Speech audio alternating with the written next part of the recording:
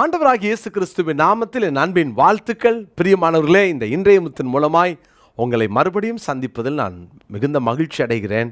சிந்தை ஒரு போர்க்களம். சிந்தையில் நம்ம என்ன சிந்திக்கிறோன்னு நமக்கு பக்கத்தில் இருக்கவங்களுக்கு கூட தெரியாது. ஆனால் சிந்தைகளை அறிந்தவர் ஆண்டவர் ஒருத்தர் தான். சிந்தையில் நம்ம கவனமாக இருந்துட்டோம் அப்படின்னா வாழ்க்கையில் வெற்றி பெறலாம். சிந்தையை பிசாசு கட்ட ஒரு நாள் இடம் கொடுக்காதீங்க. நம்முடைய சிந்தை தேவனுக்கு முன்பாக எப்போதும் சுத்தமாக இருக்கணும். சிந்தையில் ஒரு நாளும் எந்த கரையும் வந்துடக்கூடாது. ரொம்ப முக்கியமானது. அதனால தான் நம்ம சிந்தைகளை குறித்து தியானித்து கொண்டிருக்கிறோம்.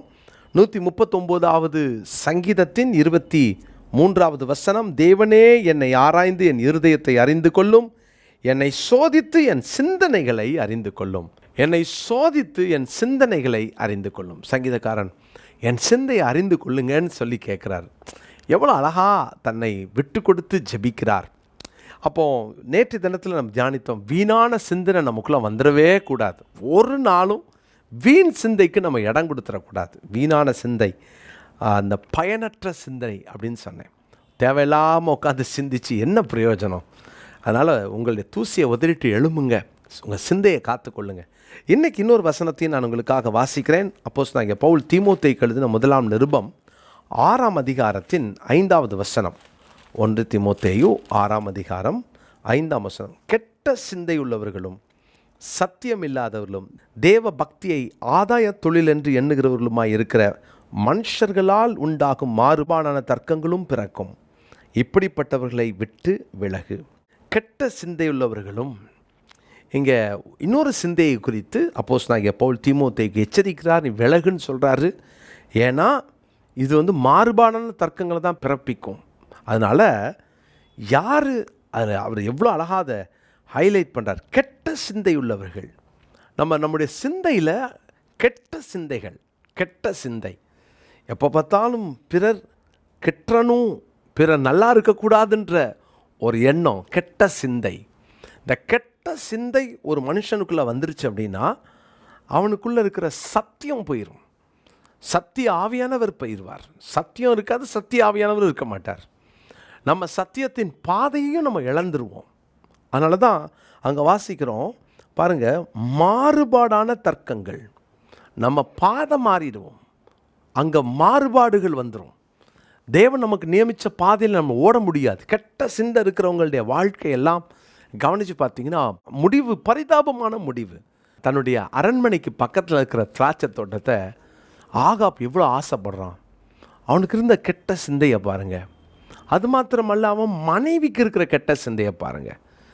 அவள் லெட்டரை எழுதி ராஜாவின் முத்திர மோதிரத்தை போட்டு கூடி வர வைத்து கல்லறிந்து நாபோத்தை கொன்று, கெட்ட சிந்தை, கெட்ட சிந்தை.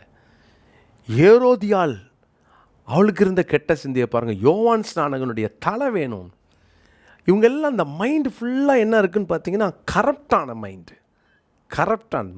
கரப்ட் ஆயிடுச்சுன்னா அதுக்கப்புறம் எப்போ பார்த்தாலும் நம்ம செயலெல்லாம் தப்பாக தான் இருக்கும், நம்ம செய்கையெல்லாம் தப்பாக தான் இருக்கும். நம்முடைய மைண்டு கரப்ட் ஆயிடுச்சா இல்லையான்னு பார்க்குறதுக்கு ஒன்று கொஞ்ச நேரம் உட்காந்து நீங்கள் வேதத்தை கண்ணாடி மாதிரி உட்காந்து பார்க்கணும்.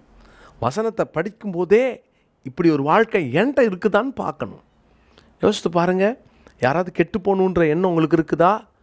யாராவது அவங்க தண்டிக்கப்படணும்ல, அழிஞ்சிடணும், அவங்க நல்லா இருக்கக்கூடாது, இப்படி எண்ணம் இருக்குதா? சில நேரம் யாராவது நமக்கு விரோதமாக பேசி அவங்க தண்டனை அனுபவிச்சிட்டாங்கன்னா சந்தோஷப்படுறோம்ல. இதெல்லாம் கெட்ட சிந்தை. கெட்ட சிந்தை வந்தால் மாறுபாடு வந்துடும். கெட்ட சிந்தை வந்தால் சத்தியம் போயிடும், சத்திய ஆவியானவர் போயிடுவார். இடம் கொடுக்காதீங்க, சத்தியத்தின் பாதையை விட்டுருவோம். அதனால தான் நம்ம கெட்ட சிந்தை இருந்துச்சுன்னா ஆண்டவர்கிட்ட போய் நம்ம கெஞ்சி மன்றாடணும். என் சிந்தையை மாற்றுங்கன்னு கேளுங்க, டெய்லி கேளுங்க. உங்கள் சிந்தை எனக்கு வேணும்னு கேளுங்க, உங்கள் சிந்தையினால் என்னை நிரப்புங்கன்னு கேளுங்க. தேவன் அந்த கிருபையை தருவார். அப்போஸ்தலனாகிய பேதுரு தன்னுடைய 2ஆம் நிருபத்தில் 3ஆம் அதிகாரத்தின் 9வது வசனத்தில் நான் வாசிக்கிறேன். தாமதிக்கிறார் என்று சிலர் எண்ணுகிறபடி கர்த்தர் தமது வாக்குத்தத்தத்தை குறித்து தாமதமாயிராமல் ஒருவரும் கெட்டு போகாமல் எல்லாரும் மனம் திரும்ப வேண்டும் என்று விரும்பி நம்மேல் நீடிய பொறுமையுள்ளவராக இருக்கிறார். நம்ம கெட்ட சிந்தையோடு வாழ்ந்துட்டு இருக்கிறோம். தேவன் மனம் திரும்பணும்னு எவ்வளோ காத்திருக்கிறார். எவ்வளோ தூரம் ஆண்டவர் நமக்காக பொறுமையாக காத்திருக்கிறாரு. இன்னும் உங்கள் வாழ்க்கையில் அந்த கெட்ட சிந்தை இருக்குதோ, பிரியமானவர்களே, நம்ம எப்போதும் ஒரு காரியத்தை மனதில் நினைத்து கொள்ளணும். கெட்ட சிந்தை இருந்துச்சுன்னா நம்ம எல்லாரையும் நம்ம அப்படி தான் பார்ப்போம். கெட்ட சிந்தை இருக்கிறவங்களுக்கு எல்லாரும் கெட்டவர்களாக தான் தெரிவாங்க. எப்போதும் ஞாபகத்தில் வச்சுக்கோங்க, பிறரை நீங்கள் கெட்டவர்களாக பார்க்கிறதற்கு முன்பு நம்ம கவனிக்க வேண்டியது, எனக்கு அந்த கெட்ட சிந்தை இருக்கிறதா. பொதுவாக சொல்லுவாங்க, கருப்பு கண்ணாடியை போட்டு பார்த்தா எல்லாம் கருப்பாக தான் தெரியும். மைண்டு கரெக்டானவங்க எப்போதுமே எதை பார்த்தாலும் அவர்களுக்கு அப்படி தான் தெரியும். அதனால தான் அப்போஸ்தலனாகிய பவுல் தீத்துவுக்கு எழுதும்போது 1ஆம் அதிகாரத்தின் 15வது வசனத்தில் இப்படியா சொல்கிறாரு, வாசிக்கிறேன் நான். சுத்தம் உள்ளவர்களுக்கு சகலமும் சுத்தமாக இருக்கும், அசுத்தம் உள்ளவர்களுக்கும் அவ்விசுவாசம் உள்ளவர்களுக்கும் ஒன்றும் சுத்தமாயிராது, அவர்களுடைய புத்தியும் மனசாட்சியும் அசுத்தமாக இருக்கும். பார்த்தீங்களா, சுத்தம் உள்ளவர்களுக்கு சகலமும் சுத்தமாக இருக்கும். சுத்தம் உள்ளவர்களுக்கு எல்லாம் சுத்தமாக தான் தெரியும். அசுத்தம் உள்ளவனுக்கு எல்லாம் அசுத்தமாக தான் தெரியும். காரணம், புத்தி மனசாட்சி அசுத்தமாக இருக்குது. உன் புத்தியும் மனசாட்சியும் அசுத்தமாக இருந்தால் எல்லாம் அசுத்தமாக தான் தெரியும். அதனால் நம்ம சிந்தை கெட்டு போயிருந்தா எல்லாத்தையும் நம்ம கெட்டதாக தான் பார்ப்போம். பிரியமானவர்களே, நம்ம இன்றைக்கி கவனமாக இருப்போம். கெட்ட சிந்தையிலேருந்து வெளியே வருவோம், ஜெபம் பண்ணுவோம். கெட்டுப்போன என் சிந்தையை மாற்றுங்க, சுத்தமாக்குங்க, என் புத்தி சுத்தமாக இருக்கட்டும், என் மனசாட்சி சுத்தமாக இருக்கட்டும்னு ஜெபம் பண்ணுங்க. புத்தியும் மனசாட்சி சுத்தமாக இருந்தால் நம்ம பார்வை மாறும், பார்வை சுத்தமாகும். இன்றைக்கி இந்த வசனத்தை மனப்பாடம் பண்ணுவோம். தீத்து 1:15. தீத்து 1:15. கர்த்தர் உங்களை ஆசீர்வதிப்பாராக. ஜெபிக்கலாமா? நல்ல தகப்பனே, எங்கள் சிந்தை எப்போதும் ஆண்டவரே நல்ல சிந்தையாக இருக்கணும். கெட்ட சிந்தை எங்களுக்கு வந்துடக்கூடாது.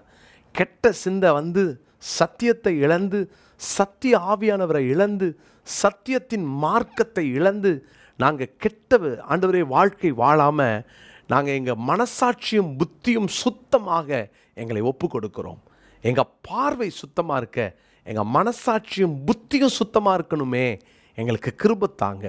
சுத்தம் உள்ளவர்களுக்கு எல்லாம் சுத்தமாக இருக்குமே.